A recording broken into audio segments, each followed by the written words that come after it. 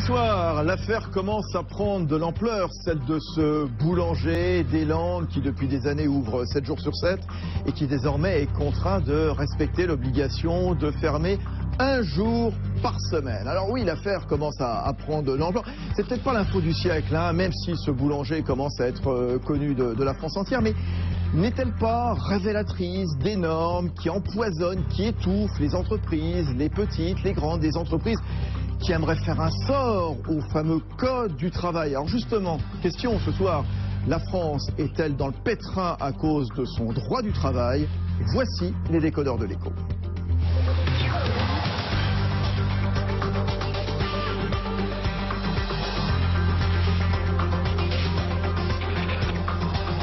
L'écho, c'est clair, sur BFM Business. Fabrice Lundi reçoit les décodeurs de l'écho. Voilà, les décodeurs de l'écho tous les soirs, 19h, 20h30.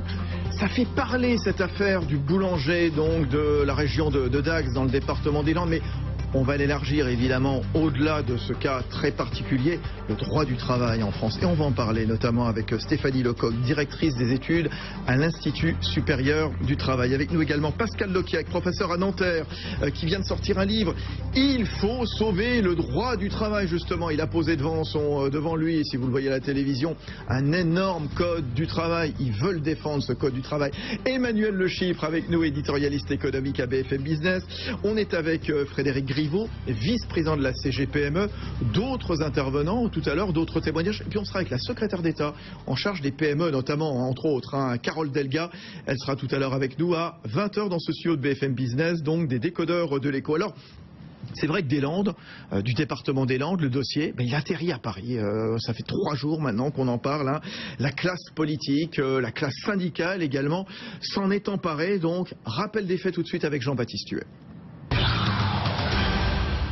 Lorsqu'il y a 3 ans, Stéphane Cazeneuve ouvre sa boulangerie à Saint-Paul-les-Dax dans les Landes, il fait un choix, travailler 7 jours sur 7, malgré un arrêté préfectoral qui impose aux boulangeries du département de fermer au moins un jour par semaine. Une décision prise en 1999 pour protéger les petits artisans boulangers menacés par la prolifération des points chauds.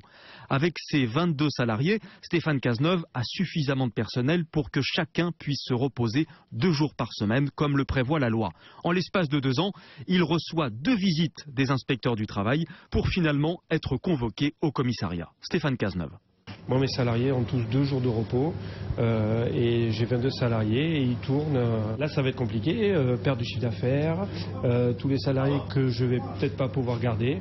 Ce n'est pas pour empêcher les gens de travailler, mais c'est pour trouver des équilibres, promouvoir la qualité des produits. Voilà ce que rétorque aujourd'hui la Confédération nationale de la boulangerie-pâtisserie, qui ne soutient pas Stéphane Cazeneuve. Un scandale pour la droite qui s'empare rapidement du sujet, en particulier François Fillon, qui est l'un des premiers à dégainer. Il appelle même personnellement le boulanger. François Fillon. Parce que je trouve scandaleux que quelqu'un qui travaille, qu'un artisan qui travaille 7 jours sur 7, puisse être condamné, puisse aller devant le tribunal, traduit devant le tribunal par l'État parce qu'il travaille. Il est rejoint par François Bayrou, le patron du Modem, qui dénonce un doute inquisitorial sur ceux qui travaillent. À gauche, Stéphane Le Foll, le porte-parole du gouvernement, tente d'étouffer le feu.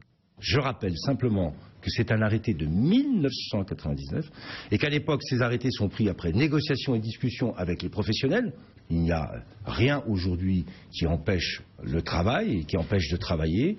Il y en a qui se réveillent vraiment très tard. L'occasion également pour Philippe Martinez, le nouveau patron de la CGT, de faire entendre sa voix. Parfois, il nous arrive d'être du côté de la préfecture. Si on fait de la qualité, on ne doit pas avoir peur de la concurrence. Voilà le message que tente de faire passer aujourd'hui Stéphane Cazeneuve. En attendant, il doit fermer sa boutique tous les lundis. Perte sèche, 250 000 € par an. Voilà, explication signée Jean-Baptiste Huet pour les décodeurs de l'écho. Comment vous expliquez chacun qu'en 3 jours, en 4 jours, ce monsieur Cazeneuve soit devenu un symbole? Tiens, allez-y, Frédéric Griveaux de la CGPME. Oui, c'est un symbole aujourd'hui, et il faut savoir qu'au sein de la CGPME nationale, on n'a pas forcément partagé l'avis de la CGPME locale, nous en sommes parfaitement conscients. Qu'est-ce qu'il disait la CGPME locale? La CGPME locale soutenait ce boulanger. Oui. La difficulté que nous pouvons rencontrer dans un dossier comme celui-ci, c'est de savoir quelle est la structure même de l'entreprise de ce boulanger. Sommes-nous en présence d'un artisan au sens noble où on le parle, ou sommes-nous en présence d'une société qui a décidé de mettre une structure juridique qui permette de travailler tous les dimanches? Donc il faut faire très attention, il faut aller au fond des... On ne va pas revenir complètement sur le dossier de ce boulanger, mais dans la classe politique, la classe syndicale, et vous venez d'entendre dans le sujet de Jean-Baptiste Huet, le porte-parole du gouvernement, François Fillon sur Europe ce matin, Monsieur Martinez de la CGT sur RTL, François Bayrou, enfin, tous les politiques se sont emparés du dossier. Il est devenu un symbole, ce monsieur, pourquoi ? C'est le jeu, Fabrice. Sur tous les sujets, c'est comme ça. Aujourd'hui, quand vous avez un sujet très compliqué sur lequel on s'étripe avec un degré d'expertise très élevé pour avoir des points de vue objectifs, vous avez toujours un événement médiatique qui cristallise et qui déclenche. Mais c'est le cas pour tout. Prenez l'affaire Leonarda, prenez sur l'affaire, par exemple, de la solde des soldats d'Afrique du Nord qui avaient fait la guerre avec le film avec Jamel Debbouze. Il y a toujours un événement qui fait que pourquoi lui et pourquoi pas un autre. C'est comme ça. Et qu'effectivement, immédiatement, prenez sur l'ouverture des magasins de dimanche, c'est typique. Quand vous avez des totems comme ça autour duquel la classe politique danse, et ben évidemment, tout de suite, il y a une cristallisation. C'est logique. Stéphanie Lecoq de l'Institut supérieur du travail. C'est un symbole de la frénésie actuelle et c'est un symbole des débats actuels posés par le projet de loi Macron notamment, qui va quand même réformer pas mal le code du travail. Pourquoi ? Parce qu'on veut ouvert tout le temps et disponible tout le temps. Il faut que le consommateur puisse 24 heures sur 24, 7 jours sur 7, pouvoir consommer. C'est pas ce qui est prévu actuellement par la législation. Il y a eu un arrêté, il se devait de le respecter, il ne l'a pas respecté. L'inspecteur du travail a sans doute fait son travail en interdisant et en mettant le haut là. Peut-être que la loi est mal faite, peut-être que le règlement est mal fait. Peut-être que la loi est mal faite et peut-être qu'il faut, et on en est là dans les débats, il faut effectivement simplifier le code du travail, mais en attendant, là, c'est une décision de justice qui a été rendue. Pascal Loquiec, professeur à Nanterre, auteur de « Il faut sauver le droit du travail ». Pour moi, cette polémique, elle est révélatrice de ce que j'appelle le droit du travail bashing.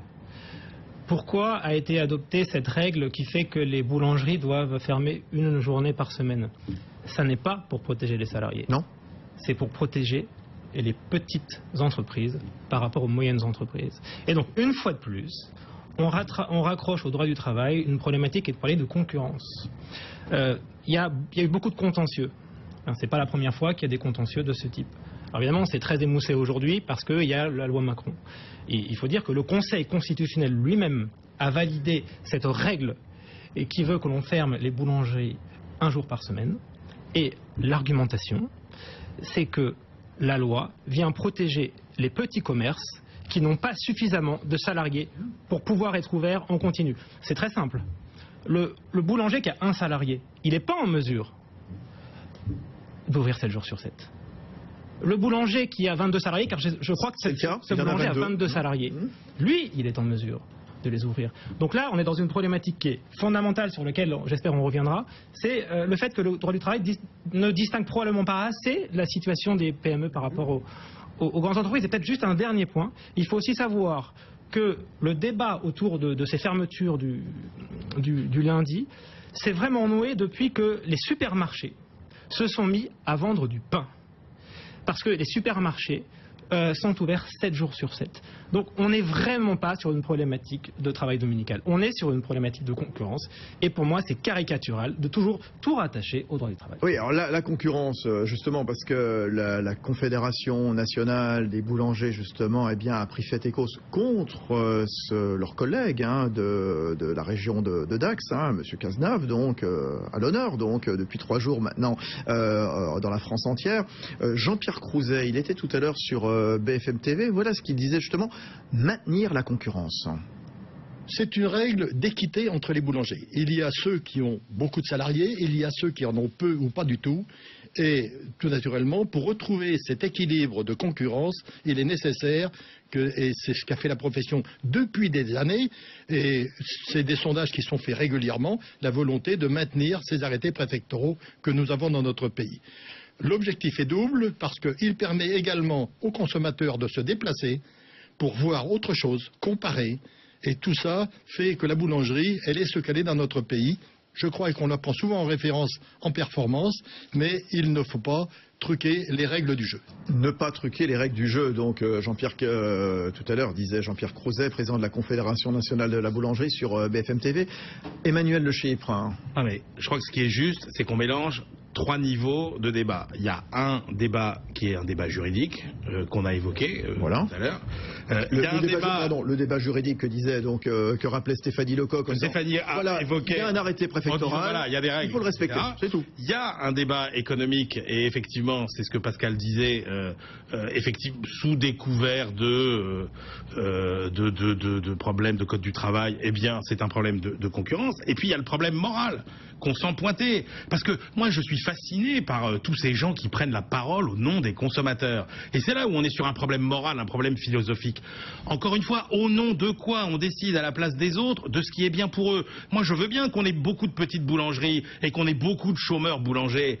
C'est un choix qu'il faut faire. Si on décourage effectivement les PME de boulangerie, c'est-à-dire que si en gros on ne peut pas, compte tenu du code du travail, rendre viable les PME de 20 à 25 personnes dans une boulangerie, et ben qu'on ait des petites boulangeries avec un petit nombre de boulangers qui fabriqueront un pain qui n'est pas forcément meilleur que celui que fabriqueront ceux qui travaillent dans des quantités. Parce que alors, le débat, autant l'argument, je veux bien l'entendre, sur la petite entreprise qui ne peut pas ouvrir 7 jours sur 7, autant dire que c'est au nom de la qualité qu'il faut un jour de repos. Là, j'avoue que je comprends plus très bien de quoi il s'agit. Mais encore une fois, on est encore dans l'entre-soi de ces petites corporations qui travaillent dur. Je dis pas le contraire, mais où effectivement, la concurrence, c'est toujours mieux quand c'est pour les autres, au détriment du consommateur, parce que cette histoire de consommateur qui va aller se promener, il va dépenser plus pour aller prendre sa voiture, pour aller, etc. Pour aller essayer un autre pain. Encore une fois, on dit beaucoup de choses au nom du consommateur. Je suis pas sûr que le consommateur, s'il s'exprimait, aurait les mêmes points de vue. Est-ce que c'est pas symptomatique aussi, révélateur de phénomènes bien français, une réglementation qui empêche de travailler, de grossir? Il a de l'ambition, ce monsieur, donc ce boulanger à qui on empêche d'ouvrir un 7e jour. Puis peut-être quelques jalousies locales, peut-être. Il avait été récompensé de la meilleure baguette de France, il fait du bon pain. Pourquoi l'empêcher justement de grossir? Frédéric Griveaux de la CGPME. Il me semble qu'on a déplacé un tout petit peu le débat là, parce que on parle de ce monsieur qui est ouvert 7 jours sur 7 et avec la notion du repos dominical. Et puis de l'autre côté, on parle sur le plan économique. Comment fait-on pour que demain matin... Attendez, juste, c'est pas 7 jours sur 7 avec la notion de repos dominical. On intègre la... Non mais... Oui, il a parfaitement le droit de travailler. Ses salariés ont 2 jours de congé chaque semaine. Vous n'êtes pas pour. Tout à fait. La CGPME, sur le plan du travail dominical, exprime un certain nombre de réserves. Mais sur le plan économique, des entreprises qui aujourd'hui travaillent 7 jours sur 7, il y en a un nombre incalculable. Dans tous les secteurs d'activité possibles et inimaginables. Je pousserai un petit peu la boutade. Est-ce que nous sommes certains que l'administration accepte de travailler 7 jours sur 7 aujourd'hui ? J'en ai pas tout à fait le sentiment. On voit même, dans certains cas, une prestation qui se délivrait le samedi qui ne se délivre plus. Maintenant, c'est samedi-dimanche où c'est fermé. Je pense en particulier à la Poste. Donc, si vous voulez, il faut donner la liberté au chef d'entreprise d'aller de l'avant, mettre face à son organisation de telle manière à ce qu'il réponde aux attentes des salariés aussi, parce qu'en la matière, nous avons un rôle prépondérant à jouer. On sait pertinemment que la vie familiale doit être respectée. On sait pertinemment que, le sens humain que doit avoir le chef d'entreprise dans cette démarche-là, mais ne faussons pas le problème en disant dès maintenant, on ne doit plus faire tourner une entreprise. Et le gâteau du dimanche, ça ne fait pas partie de la qualité de vie familiale ? Ça fait partie de la qualité de vie. Parce que quand on vous écoute, monsieur Griveaux, on a l'impression que les boulangeries devraient fermer le dimanche. Non, c'est pas du tout ce que j'ai dit, monsieur. Ce que je dis, c'est qu'aujourd'hui, on déplace un sujet d'une entreprise en disant elle travaille 7 jours sur 7. Il y a des entreprises qui travaillent 7 jours sur 7. Je comprends pas pourquoi vous êtes contre, alors. Pour le repas Qu'est-ce que vous lui dominical, reprochez à ce boulanger, là ? Il est ouvert. Non, je ne lui reproche rien. Ah bon, parce que j'avais cru comprendre que c'est pas possible. Si, vous avez dit tout à l'heure, la CGPME nationale est contre l'avis de la CGPME locale qui défend ce boulanger. Messieurs, s'il vous plaît, je vous ai bien dit dans mon propos introductif qu'on était en train de déplacer le débat entre une entreprise qui est ouverte 7 jours sur 7 et le repos dominical. Le repos dominical qui permet, il ne faut pas mélanger les choses. Il est assuré dans cette Il est assuré, et chez les boulangers, ils ont toujours assuré cette tâche-là, au même titre qu'ils ont une obligation de roulement en matière de congés payés dans leur organisation, ce qui fait qu'on trouve toujours du pain, quel que soit le mois de l'année. Par conséquent, vouloir déplacer le débat en disant on ne veut plus travailler 7 jours sur 7, ou on veut empêcher les chefs d'entreprise, non, il faut leur laisser la possibilité de le faire. On peut aussi organiser la régulation du marché du travail, fonction des textes actuels, là vous allez plus être d'accord je pense, mais fonction des textes actuels, fonction de la réglementation, c'est-à-dire, prenez l'exemple des musées. Les musées sont fermés le mardi, c'est ainsi, et alors, qu'est-ce que ça change ? Pourquoi on devrait imposer systématiquement, ah ben non, maintenant c'est liberté, ouverture systématiquement 7 jours sur 7, donc les musées maintenant vous ouvrez 7 jours sur 7. Non, c'est tout. Les gens s'organisent également autour d'une réglementation qui est effective, et puis les gens ne vont pas au musée le mardi, ils font autre chose, et ça peut être pareil. Pourquoi on ne changerait pas la réglementation, par exemple sur les musées? Un jour c'était peut-être bien, Stéphanie Lecoq, un jour c'était peut-être bien en effet que les musées soient fermés le mardi, mais maintenant peut-être compte tenu du fait qu'il y a des touristes qui viennent en France, pourquoi leur imposer un jour de fermeture le mardi? Par exemple, je pose la question, est-ce qu'on ne pourrait pas revoir cette réglementation? Et ce boulanger, finalement, est-ce qu'il ne suscite pas l'envie, à un moment, d'assouplir la réglementation, de la voir changer? Il y a assouplir la réglementation, mais il faut quand même respecter les textes effectivement en vigueur, l'organisation. Parce que la société, elle est actuellement en France organisée de cette façon-là. Oui, avec presque 5 millions de chômeurs. Si on commence un peu à lâcher prise et organiser tout, la création, prouvez-moi dans certains cas que la création d'emplois va être faite parce qu'on libéralise tout au niveau des ouvertures. On en parlera notamment avec Pascal Loquiac. Pardon, chacun son tour. Chacun son tour. On en parlera tout à l'heure avec Pascal Loquiac parce qu'il en parle justement dans Il faut sauver le droit du travail. Il nous expliquera si, oui ou non, déréglementer, ouvrir le dimanche, ouvrir le soir, crée ou pas effectivement des emplois. On en parlera avec vous. Je voudrais simplement vous citer le tweet de Frédéric Bedin qui vient souvent nous voir dans l'émission des décodeurs de l'écho. Il est à tête du Public System of Scotch. Il a dirigé l'organisation patronale Croissance Plus. Il nous dit un boulanger landais pourrait faire mieux bouger la France que 20 ans de lobbying patronal. Eh oui, on ne parle que de ça depuis 3-4 jours. Pascal Loquiac, justement, à votre avis, est-ce que cette affaire du boulanger va faire bouger un petit peu les lignes? Non, comme je vous l'ai dit, les lignes elles bougent. Les lignes elles bougent, et pour moi elles ne bougent pas dans le bon sens. Les lignes elles bougent avec cette idée que le droit du travail serait responsable du problème du chômage. Aujourd'hui, il y a l'idée qui est même aujourd'hui assumée par un gouvernement de gauche. C'est la première fois qu'un gouvernement de gauche assume l'idée selon laquelle la protection de ceux qui ont un emploi serait un handicap pour ceux qui n'en ont pas. Et ça me pose un véritable problème. D'abord, il n'est pas prouvé que, en assouplissant la réglementation, on réglera le problème du chômage. Et ensuite, et ça me permet de rebondir sur ce qu'a dit Emmanuel et sur ce qu'a dit M. Griveaux, il ne faut pas oublier, et ça c'est le juriste qui parle, qu'il y a deux façons d'apprécier une règle. D'abord, on peut apprécier la règle par rapport à ses effets. Est-ce que la règle est utile économiquement? Est-ce qu'elle va régler le problème du chômage? Et il y a aussi une autre approche. Vous avez parlé de morale, vous avez parlé de vie personnelle. Est-ce que la règle, elle permet de défendre des valeurs fondamentales? Et si je prends notamment le repos dominical, il permet de protéger le droit à la vie personnelle. Je vais prendre un exemple.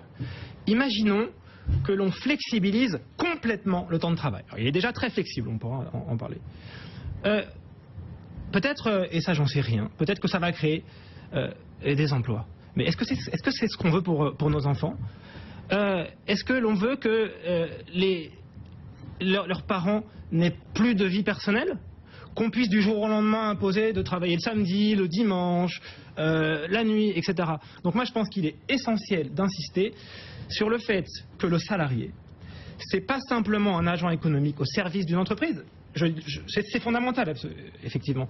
C'est aussi une personne humaine qu'il faut protéger en tant que personne humaine. Et c'est pas par hasard si la problématique de la santé et de la sécurité au travail, du burn-out, etc., revient au premier plan aujourd'hui. C'est qu'on a tendance à trop insister, et je ne nie pas leur importance, sur l'efficacité économique d'une règle, et peut-être pas assez sur les valeurs qui la sous-tendent. Vous avez raison, évidemment, il n'y a pas question, en tout cas, j'ai pas l'impression, dans les propos de l'un, de l'autre, et y compris de ce boulanger, de tout casser le code du travail. Il faut respecter des règles, bien entendu, pour la santé, bien sûr, pour le respect donc des travailleurs.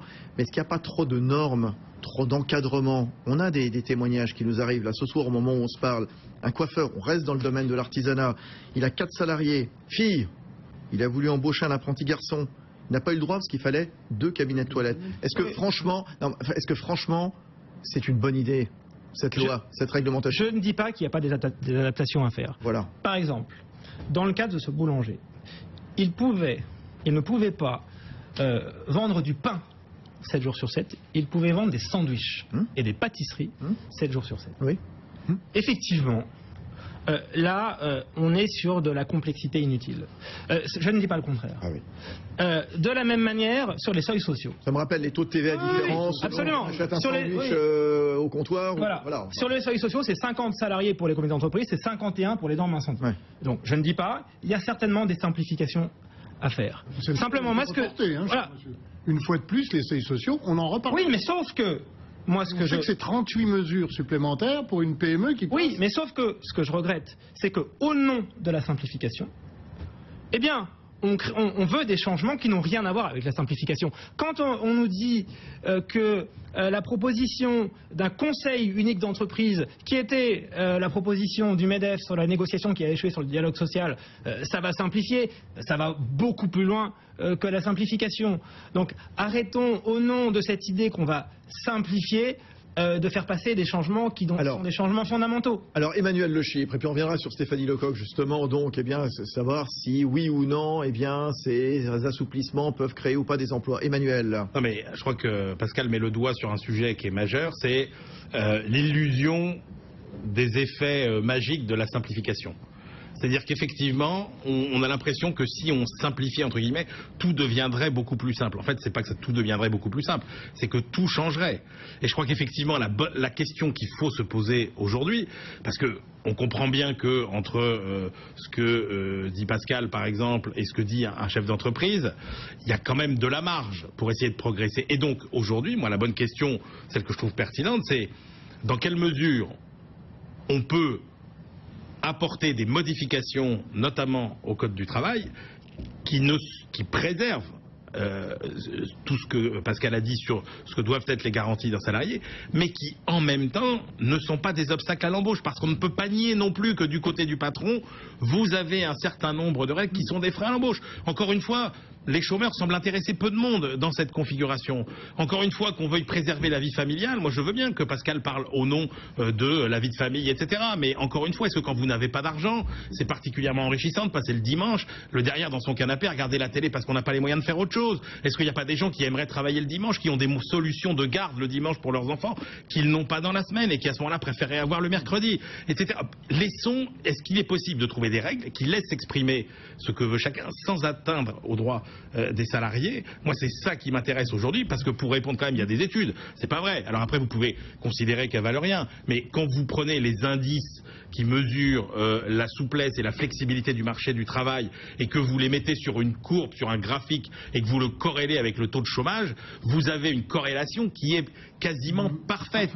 Donc c'est pas vrai de dire que tout ça n'a aucun impact sur le taux de chômage. Ça n'est pas vrai. Oui. Stéphanie Lecoq de l'Institut supérieur du travail. Parce que ça a des complications. Oui ou non, faciliter les licenciements, libéraliser le dimanche, libéraliser le soir, relever les seuils sociaux, etc. Est-ce que ça peut permettre de créer des emplois? Qu'est-ce qu'on dit à l'Institut supérieur du travail? Alors, c'est plus compliqué que ça. Le Code du travail est là pour réguler les relations sociales et donc protéger les intérêts du salarié et protéger les intérêts de l'employeur. Tout ça est très compliqué parce que depuis 1910, naissance du Code du travail, il y a eu un empilement de normes, de règles, et parfois tous plus idiotes les unes que les autres. Exemple, le toilette pour hommes dès lors qu'on a un apprenti masculin. Ok, très bien. Il faut simplifier, mais il faut simplifier tout en continuant, comme vous le disiez Emmanuel, à protéger le salarié. Tout en donnant aux entreprises finalement les mêmes règles de concurrence, et puis tout en organisant la société de manière à ce que l'on puisse concilier la logique du client et la logique du salarié. Et c'est ça qui est très compliqué.